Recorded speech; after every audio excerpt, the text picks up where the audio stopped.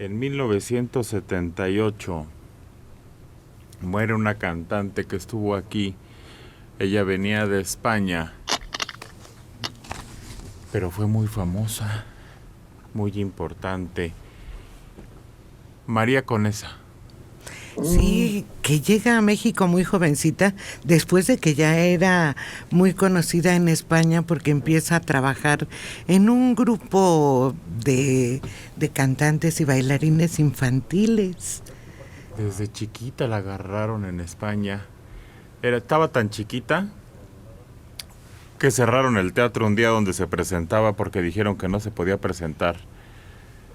Ujú. Eh, sí, Y no pudo girar, se la llevaban, se la querían llevar a hacer una gira y no pudo. Tuvo que esperarse a que cumpliera unos años más. Pero ya una vez que cumplió más años y una vez que llegó a México, le gustó México, se acomodó en México y fue triunfador en México. llega a México a los 16 años, en 1908, y desde luego, como ya era conocida, de inmediato empieza a trabajar en cosas sencillas, pero cuando en verdad empieza a cantar zarzuelas y obras un poco más pícaras, se convierte en un exitazo que todos querían irla a ver al teatro en que se presentaba.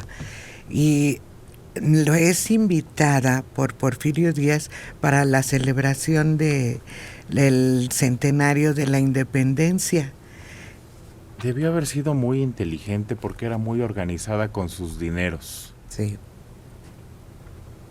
Cuando ya empezó a triunfar en México, se hizo dueña del lugar donde se presentaba, invirtió... Es más, todavía hoy quien pase por Medellín, en la colonia Roma, están unos departamentos que ella construyó. Son como unas casitas pequeñas y ahí los puede uno ver. Todavía están en este tiempo. Dicen que mucha de su fortuna se debe a los regalos que recibía. Eso cuentan. Debe haber una serie de comentarios que son inventados alrededor, porque su gracia, su picardía era lo que más llamaba la atención. Y es que hablábamos ayer de las vedettes porque platicamos de la muerte de Wanda Seux. Pues este es el principio de estas, que recibía moneditas de oro de los revolucionarios que la venían a ver con tal de que bailara con ellos. Creo que hasta Zapata bailó con él. Y además dicen que tiene otro logro. Antes de Thalía, ella se puso el águila en la falda. Ujú. Precisamente para las fiestas del centenario, ella utiliza la falda bordada con lentejuelas con un águila al centro. Y hay una fotografía en un libro que publica Tovari de Teresa con esa falda. Hay un libro que hizo Alejandro cuando trabajaba con Clio. 300 años se llama ese libro. ¿Cómo se llama? Que tiene unas fotos muy bonitas del espectáculo. Es que Alejandro está mudo en el pasado. A ver. Perdón. Ya está. Sí, se llama 200 años del espectáculo en vivo en la Ciudad de México, que fue para conmemorar el bicentenario de la independencia, centenario de la revolución, pagado o financiado por el Auditorio Nacional. Oye, qué libro tan increíble es ese, porque yo pensé que no era bella. Todos mis recuerdos, las imágenes de ella son grandes, pero en esa foto sale jovencita y se ve increíble, Mario. Sí, no, era apabullante su belleza y por eso lograba lo que quería. Es decir, si llegaba una señora, por ejemplo, a pedir que sacara a su hijo que lo iban a fusilar o que violara, ella iba, se movía y hacía lo necesario para que no le hiciera nada, que lo liberaran, porque nadie le podía negar nada. Liliana. Fíjate que hubo una exposición, no sé si todavía la tenga, el Museo del Estanquillo, en donde están todas estas vedettes, y ahí están dentro de los primeros lugares María Conesa. Ella no es vedette, Liliana, no, Triple. por favor. ¿Por qué no? La bajas de categoría. Las vedettes son encueratrices. Sí. Con todo respeto.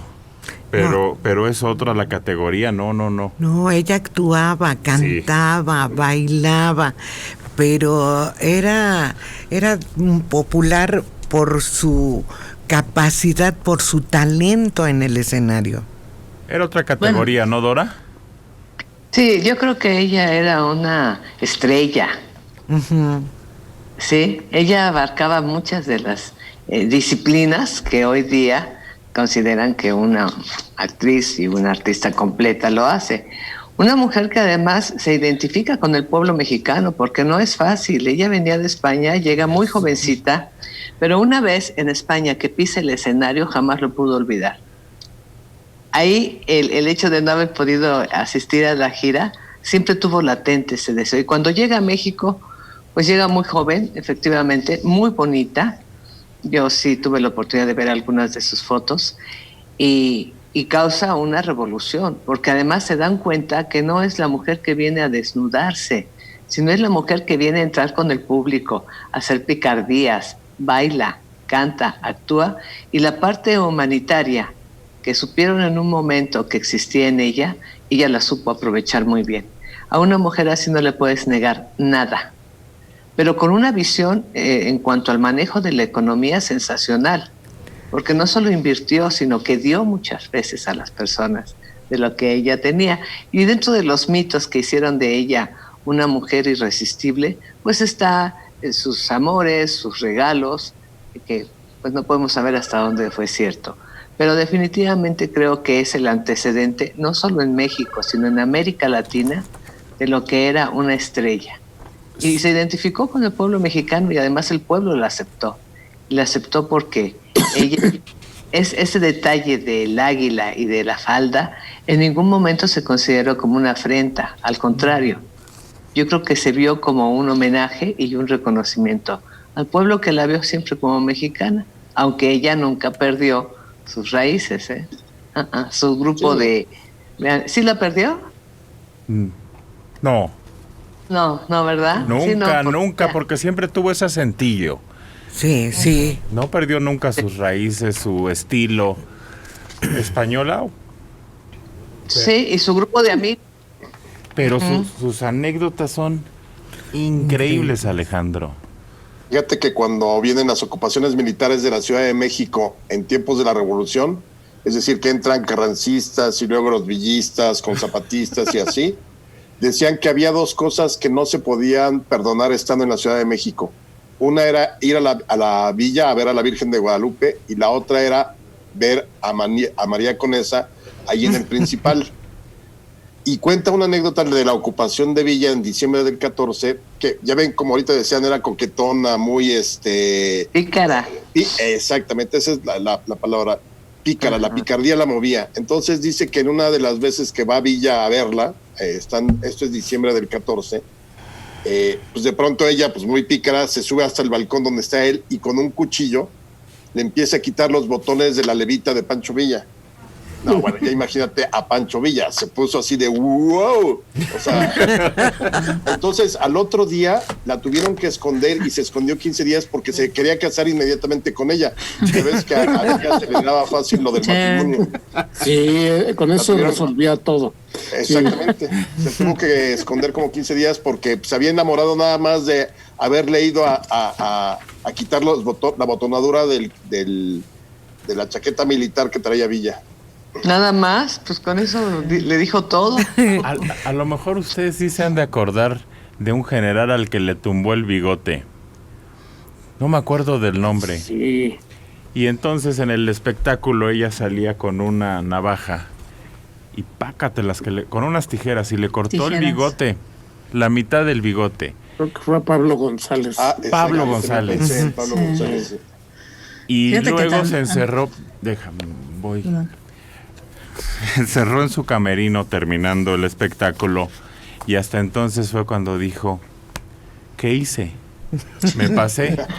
Y estando encerrada en su camerino, empezó a oír que en la puerta, pa, pa, pa, unos golpes muy violentos. Preguntó, ¿quién? Y era él el que estaba tocando. Y ella encerrada y no quería abrir. Entonces, con todo el miedo de su corazón, dice, abrí la puerta. Se puso frente a mí el general y dice, vengo a que me lo empareje. Pero además era tanta su simpatía y su bondad interna que ella impulsa las carreras de Celia Montalbán, Lupe Ribascacho, Mimi Derba, Lupe Vélez, las apoya. Liliana. Sí, no, pues fíjate que una mujer tan carismática y tan desafiante dentro de su espectáculo por todos estos actos que ya mencionaron, también la relacionaban con la banda del Automóvil Gris, por los regalos que ella luego recibía, ¿no? Esas joyas que luego le llegaron a encontrar y que veían que eran joyas que ya estaban reportadas como robadas. Y además un mérito del programa, que Héctor Martínez Serrano la entrevistó. Fíjense, tener ese orgullo, ese acercamiento con un personaje tan importante dentro del mundo del espectáculo, de todo lo que era el teatro de revista, pues aquí Héctor Martínez tuvo esa oportunidad de tener esa cercanía con ella y poder platicar. Muchos. Es que es contemporánea, parece mentira. Sí. Pero fue longeva. Mucho. Y vivía, les digo, ahí en la Roma. Y entonces muchos. Quizá la entrevista más larga es de Pérez Verduzco. Tiene una entrevista muy bonita con ella, ya en la televisión. Ya a color y todo. Y es muy interesante y se puede acceder a esa entrevista también. Es que trabajó en cine y llegó a trabajar en televisión también. Sí. Participó en teleteatros o telenovelas. Es muy interesante toda su vida y todo su desarrollo y la herencia que dejó. José Morales Trenado de Naucalpan, 62 años. Ahora que están hablando de María Conesa, ella fue quien apadrinó a Enrique Alonso, alias Cachirulo. Como no tuvo hijos, ella le heredó su vestuario que utilizó en los bailes. Cachirulo vivía en Coajimalpa y desgraciadamente todo ese vestuario se perdió. Sí tuvo hijos, tuvo un hijo que muere muy joven, porque se casó con Manuel Sanz. Entonces no tuvo hijos, no le sobrevivieron y esa es la explicación que está dando la llamada. No tuvo a quien heredarle. Y yo sé que le heredó a la UNAM. A la UNAM. Todo su patrimonio. Sí, que tenía un vestuario amplísimo y todos los sombreritos, plumas y todo eso que utilizaba. Joyas y cosas, no sé, por ejemplo, los departamentos, les repito, eso. No sé qué pasaría. Siguen ahí y se rentan, se ocupan, están, pero no sé qué pasaría. Pero sí, pobrecilla, se murió su esposo, se murió su hermana, toda su familia se murió pronto y ella le sobrevivió, se quedó sola.